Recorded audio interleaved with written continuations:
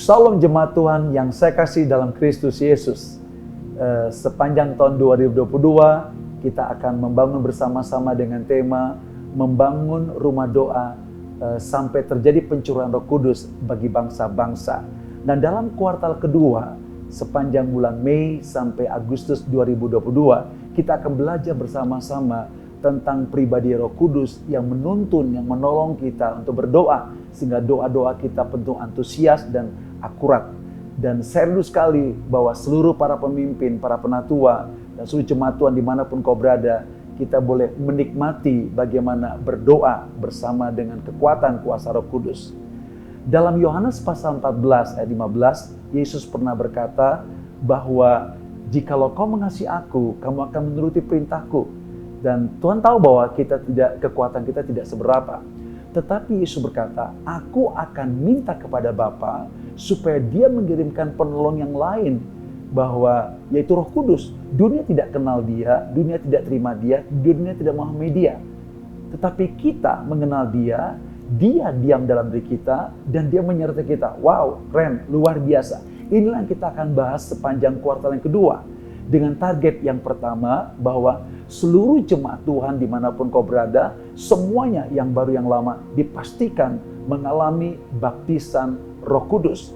Bukan hanya mengalami baptisan Roh Kudus, tetapi dipenuhi oleh kuasa Roh Kudus. Dengan demikian, kita dapat berdoa. Sekali lagi, kita dapat berdoa dengan kuasa Roh Kudus. Karena kita tidak mampu untuk berdoa dengan kekuatan kita. Tapi saya percaya bahwa dengan kekuatan Roh Kudus, doa kita unlimited, yang sangat dahsyat dan luar biasa. Itu poin pertama, kerinduan para penatua, seluruh jemaat Tuhan dibaptis oleh kuasa Roh Kudus, penuh dengan kuasa Roh Kudus, sehingga berdoa dengan antusias dengan kuasa Roh Kudus. Nah, poin yang kedua, target yang kedua adalah seluruh jemaat Tuhan dapat bergaul dengan pribadi Roh Kudus. Bukannya bergaul, tapi mengenal pribadi Roh Kudus. Namun janji Tuhan bahwa kita mengenal pribadi Roh Kudus. Dengan bergaul dan mengenal dia, akhirnya kita akan mengerti isi hati Bapa, kerinduan hati Bapa, sehingga doa-doa kita memahami keinginan Tuhan. Sehingga doa-doa kita dilandaskan dengan kebenaran firman Tuhan, bukan karena keinginan kita, bukan karena kemauan kita, tetapi betul-betul dipimpin oleh kuasa Roh Kudus. Kita mengenal dan bergaul kepada pribadi Roh Kudus. Selain itu, poin yang ketiga, target yang ingin dicapai adalah supaya kita semuanya dapat mendengar suara Roh Kudus. Dalam Kisah Rasul 13 ayat 1 sampai 4, bagaimana guru dan pengajar berkumpul bersama-sama, mereka beribadah, mereka berdoa bersama-sama. Kali yang terakhir, Roh Kudus berbicara kepada mereka supaya mereka Barnabas dan Saul dikhususkan buat Tuhan untuk pergi beritakan Injil.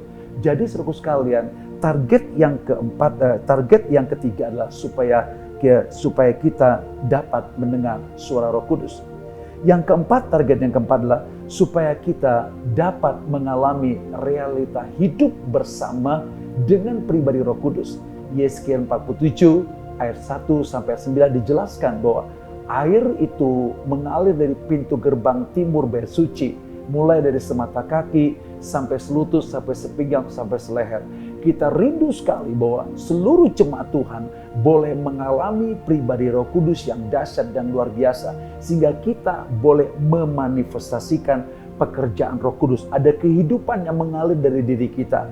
Ada pancaran manifestasi pribadi Kristus melalui hidup kita. Tujuannya supaya banyak orang-orang mengalami jamahan Tuhan melalui hidup kita. Dan yang target yang terakhir, yang kelima adalah supaya seluruh jemaat Tuhan boleh bergerak memberitakan Injil dengan kuasa Roh Kudus. Karena firman Tuhan katakan, dengan tegas dikatakan bahwa orang-orang akan berseru kepada nama Tuhan. Semua orang akan mengalami yang namanya pencurahan Roh Kudus, saudaraku sekalian. Dan sebelum mereka mengalami pencurahan Roh Kudus, kita pergi memberitakan Injil. Dan kemudian disertai dengan kuasa Roh Kudus. Ketika kita memberitakan Injil, mendoakan mereka dipenuhi oleh kuasa Roh Kudus. Di samping Roh Kudus dicurahkan kepada mereka, kita bergerak dengan kuasa Roh Kudus memberitakan Injil, dan mereka boleh mengalami kuasa Tuhan. Dan inilah yang kita bangun sepanjang kuartal yang kedua. Ya, sekali lagi kita dipenuhi oleh kuasa Roh Kudus, berdoa dengan kekuatan Roh Kudus.